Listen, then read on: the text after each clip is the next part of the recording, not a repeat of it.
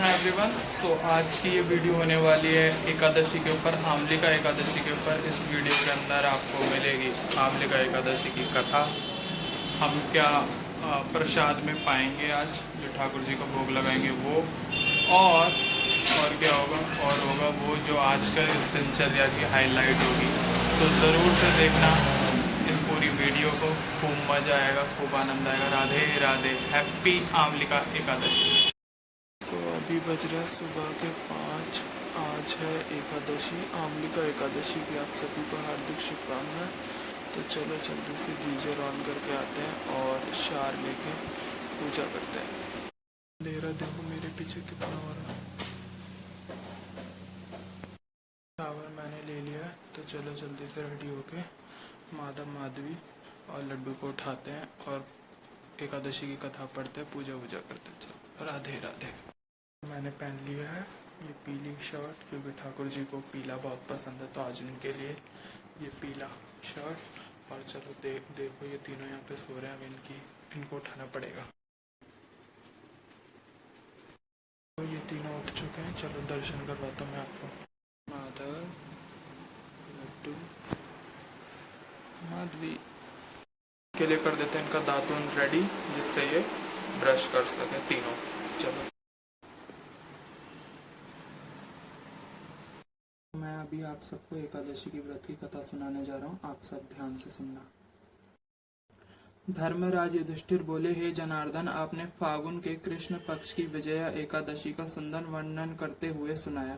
अब आप कृपा कर फागुन मास के कृष्ण पक्ष की एकादशी का क्या नाम है तथा उसकी विधि क्या है, कृपा कर आप मुझसे बताइए।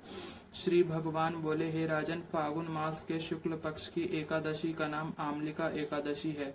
इस व्रत के करने से समस्त पाप नष्ट हो जाते हैं तथा इसके प्रभाव से 1000 गोदान का फल प्राप्त होता है। इस व्रत के करने से समस्त पाप नष्ट हो जाते हैं। हे राजन, अब मैं आपको महर्षि वशिष्ठ द्वारा राजा महानदत्ता को सुनाई पौराणिक कथा के बारे में बताता हूँ, आप इसे ध्यान पूर्वक सुने। आमलिका एकादशी व्रत कथा। राजा महानदत्ता बोले कि हे वशिष्ठ जी, यदि आप मुझ पर कृपा करें तो किसी ऐसे व्रत की कथा सुनाइए जिससे मेरा कल्याण हो।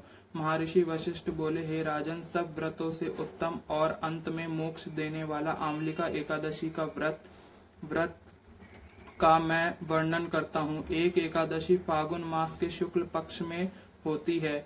एक वेदांशी नामक नगर था, जिसमें ब्राह्मण, क्षत्रिय, वैश्य और शूद्र चारों वर्ण आनंद सहित रहते थे। उस नगर में सदैव वेद ध्वनि गूंजा करती थी तथा पापी, दुराचारी तथा नास्तिक उस नगर में कोई नहीं था।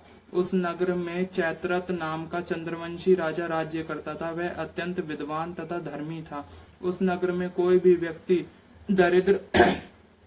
दरिद्र व कंजूस नहीं था। सभी नगरवासी विष्णु भक्त थे और आबल बुद्धि स्त्री पुरुष एकादशी का व्रत किया करते थे। एक समय फागुन मास के शुक्ल पक्ष की आमलिका एकादशी आई। उस दिन राजा, प्रजा तथा बाल वृद्ध सब ने हर्ष पूर्वक व्रत किया।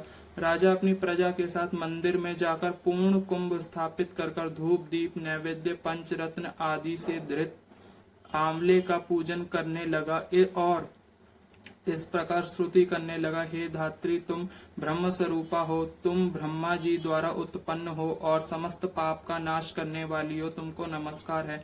अब तुम मेरे अर्घ स्वीकार करो, तुम श्री रामचंद्र जी द्वारा सम्मानित हो, मैं आपकी प्रार्थना करता हूँ, अतः आप मेरे समस्त पाप को नाश करें।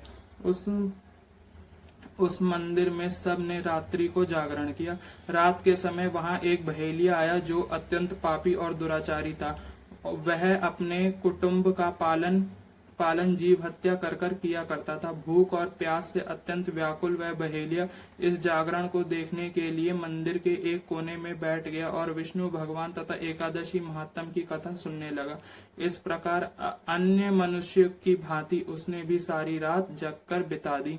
प्रातःकाल होते ही सब लोग अपने घर चले गए तो बहेलिया भी अपने घर चल गया। घर जाकर उसने भोजन किया। कुछ समय बीतने के पश्चात उस बहेलिये की मृत्यु हो गई। मगर उस आमलिका एकादशी के व्रत तथा जागरण से उसने राजा विदुरथ के घर में जन्म लिया और उसका नाम वसुरथ रखा गया। युवा होने पर वह चतुरंगी सेना के सहित तथा धन धान्य से युक्त होकर 10,000 ग्रामों का पालन करने लगा। वह तेज में सूर्य के समान, क्रांति में चंद्र के समान, वीरता में भगवान विष्णु के समान और क्षमा में पृथ्वी के समान। वह अत्यंत धर्मात्मी, सत्यवादी, कर्मवीर और विष्णु भक्त था। वह प्रजा का सम्मान भाव से पालन किया करता था। दान देना उसका नित्य कर्तव्य था।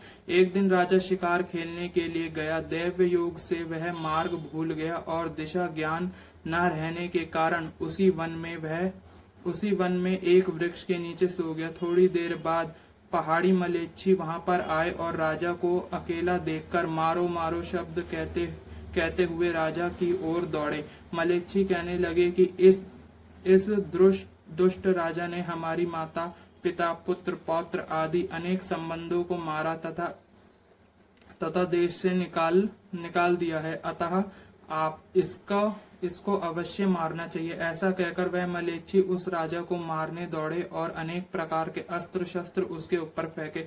वह सब अस्त्र शस्त्र राजा के शरीर पर गिरते ही नष्ट हो जाते और उसका वार पुष्प के समान प्रतीत होता। अब उन मलेच्छियों के अस्त्र शस्त्र उल्टे उन्हीं पर प्रहार करने लगे, जिससे वह मूर्छित होकर गिरने लगे। उसी समय राजा के शरीर से एक दिव्य स्त्री उत्पन्न हुई। वह स्त्री अत्यंत सुंदर होते हुए भी उसकी भ्रुकुटी टेढ़ी थी। उसकी आंखों से लाल लाल अग्नि निकल रही थी, जिससे वह दूसरे काल के समान प्रतीत हो रही थी। उस स्त्री मलेच्छी को मारने दौड़ी और थोड़ी ही देर में उसने सब मलेच्छियों को काल के गले में पहुंचा दिया।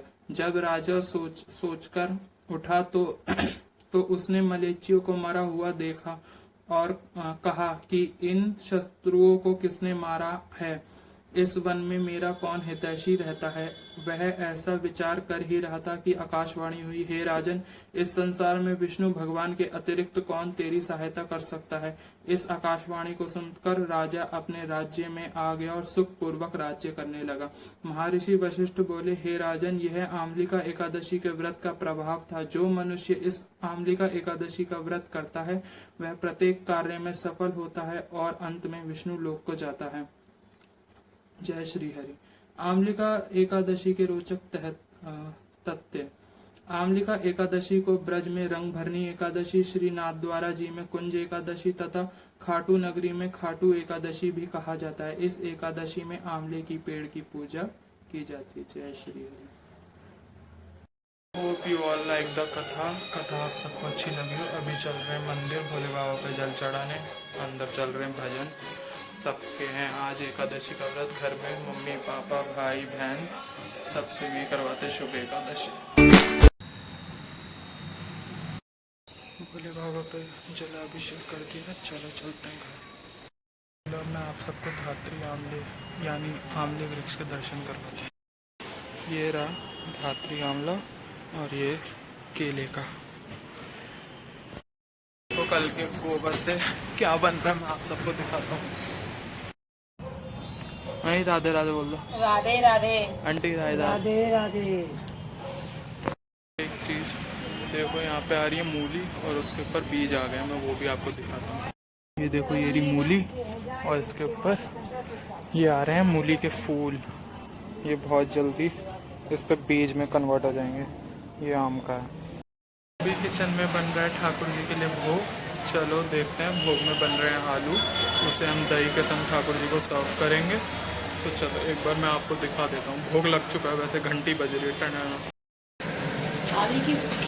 ये आलू बेसिकली ये घी में टोस्ट बोलेंगे, सौटे हो रखे हैं विद सम ब्लैक पेपर और रॉक सॉल्ट और ग्रीन चिली के साथ इसे सबको मिक्स करके 5 to 10 मिनट्स कुक किया है और हम इसे सर्व करेंगे दही के संग। और वो हम सब भी खाएंगे अपने व्रत के अंदर। और कल हम इंडिया की आरती हो चुकी है, भोग लग चुका है। तो अब चलो व्रत खोलते हैं, मतलब प्रसाद पाते हैं। व्रत तो कल खुलेगा नेक्स्ट डे विद ग्रीन अन्न से, मतलब राधे राधे। राधे राधे।